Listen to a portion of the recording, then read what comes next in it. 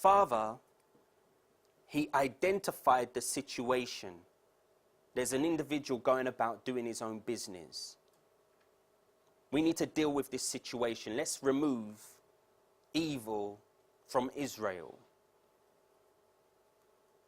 Moving forward now, you now need to make some fringes, tassels, a lock, and put them on the borders of your garment and ensure that they have a ribbon of blue, a thread of blue.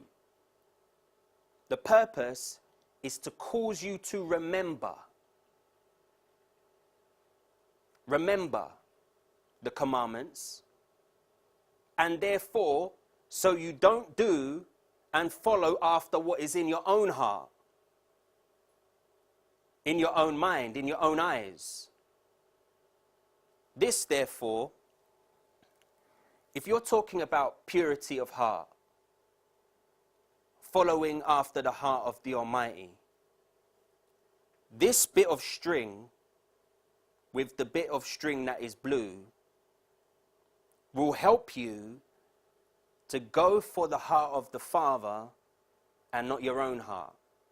Now we know that we've been, according to the psalmist, he was particularly born in iniquity, shapen in sin. And many of us, I would say all of us, have a situation where we need to be born again. So at the time of conception, because we are flesh beings, our hearts are not necessarily right before the Almighty. Jehovah establishes, I'm going to give you something which is going to remind you. It's a command. It's going to remind you to keep the command so that when you see it, you won't go after your own heart, because your own heart is evil. Your own heart is wicked. But this little string will remind you. Now, if anyone watched the previous message, you will remember the situation which I spoke about, where I was glad my strings were tucked in. And I never tucked my strings in. I just got in the car not thinking they were tucked in, and I found myself in a situation when I was glad I wasn't representing, by showing the string, the house of Israel. So you may think this is just a piece of string, but it helps you to remember who you are, the God that you serve. And therefore, you will never see me with a picture, me wearing these underneath a Christmas tree. Won't see it.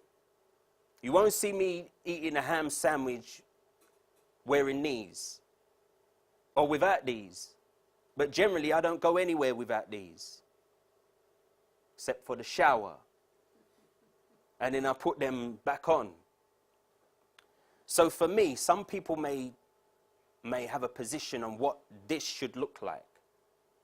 This, I would say, is a tradition as to what it looks like. Does it say it needs to look like this? No. There are some who tie a certain number of knots. Does it say you need to tie a certain number of knots? No. There are some, especially in Judaism, who don't have the thread of blue. Now, the argument why they don't have the thread of blue, and some of you who may have come from Messianic Judaism will say we can't find the mollusk where you get the blue dye from. I would put it to you that Israel's in the wilderness. They're not by the sea. I would also put it to you that if you're waiting for the resurrection of the mollusk, the shellfish, before you wear the thread of blue, consider it's a shellfish. It's unclean.